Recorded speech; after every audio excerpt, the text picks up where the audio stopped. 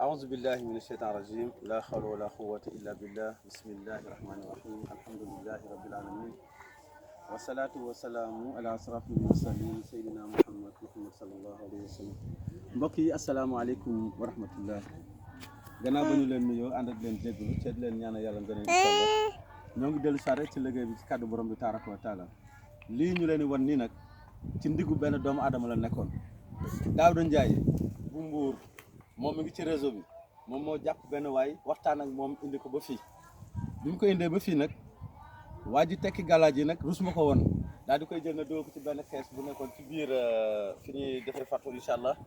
Daouda woo ma ne ma waa ji de galaaj yooyu mag mu dugal ca kees ga ne man lii sax gisuma ko woon mais da ngay seet rek lii ci benn nit la nekkoon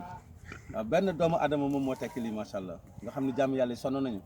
tool balaa nga ciy ji da nga koy ruuj ba mu set maanaam nga soog cee mën a ji pour mën a am gàncax gu baax islam il faut lii jóge fi il faut xërëm bi kon nga gis ni jóge fi ndaay yeeg njaq yeeg bagage il faut mu jóge fi xaatim bi ñu éliminer yi yëpp pour nit ñi mën a nekk muslim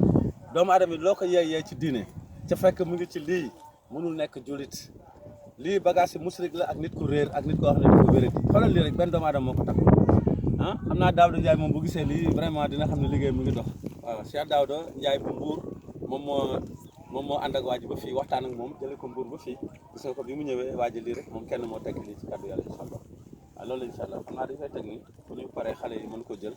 macha allah mot ko ci tableau bi incha allah gis nañ ko nii mbokk yi asalaamaaleykum wa rahmatullah